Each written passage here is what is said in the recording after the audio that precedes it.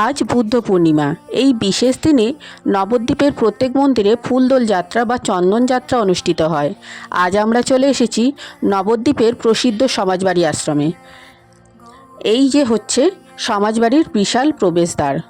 চলো ভেতরে যাওয়া যাক। দেখো আমার মেয়ে আগে আগেই চলে যাচ্ছে। এখানেও রাধা গোবিন্দের চন্দন যাত্রা অনুষ্ঠিত হয়।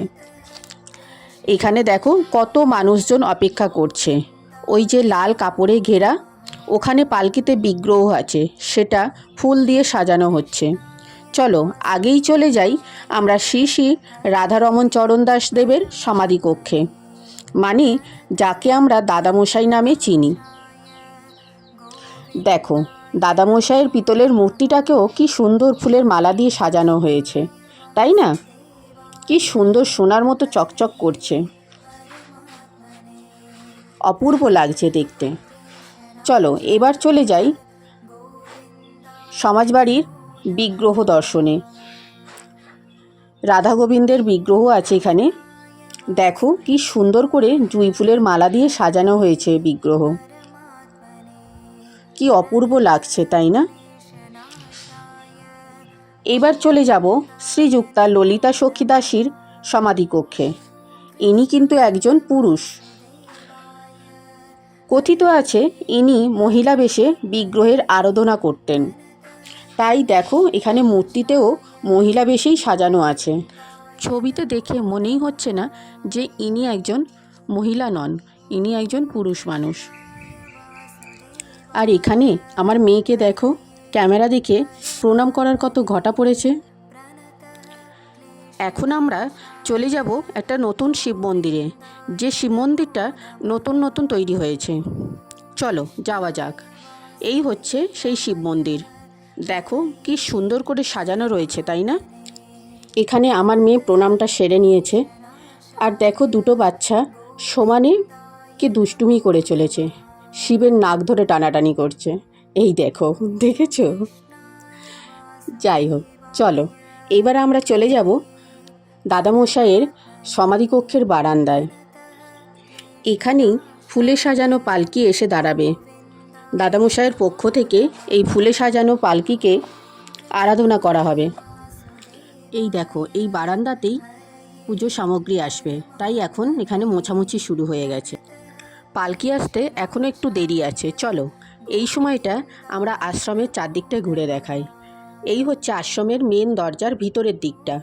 দেখো বিভিন্ন দেবদেবীর মূর্তি বসিয়ে সাজানো হয়েছে। রাতের বেলায় ভিডিও করা তো, তাই হয়তো একটু অস্পষ্ট, তবুও আশা করছি কিছুটা হলেও দেখাতে পারছি তোমাদের। এই হচ্ছে পুরো আশ্রমটা। চলো আর দেরি না করে আমরা আবার ফিরে যাই দাদামশাইয়ের সমাধিকক্ষের বারান্দায়। দেখো এখানে কত মানুষ অপেক্ষা করছে, কারণ পালকি সাজিয়ে প্রথমে এই বারান্দার সামনেই আসবে। আর দেখো বারান্দায় পুজো সামগ্রী চলে এসেছে।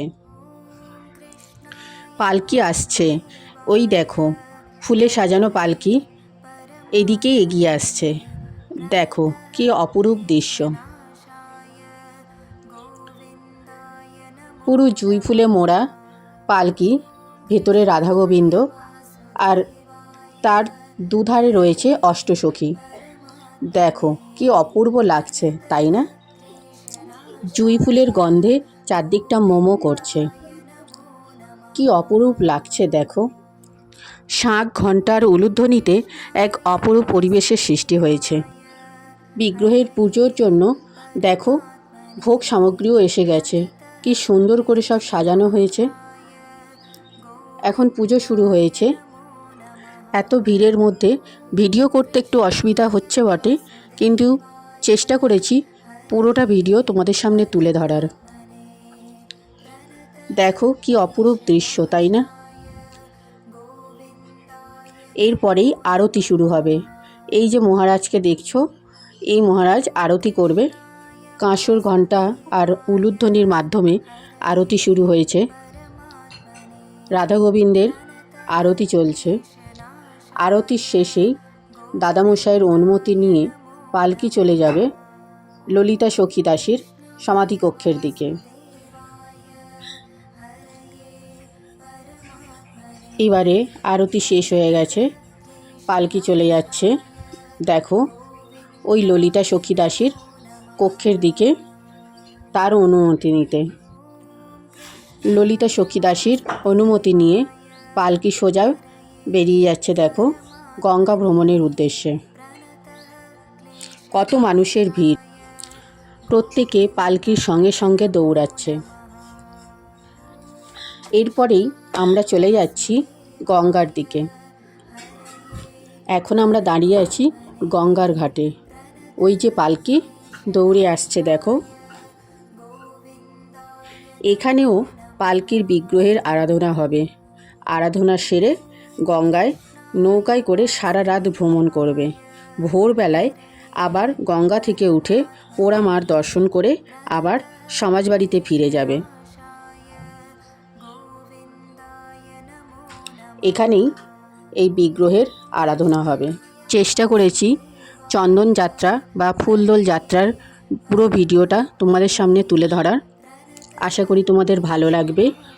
ভালো লাগলে অবশ্যই কমেন্ট বক্সে কমেন্ট করে জানিও এবং লাইক শেয়ার তো অবশ্যই করো। চলো এখন টাটা, গুড নাইট।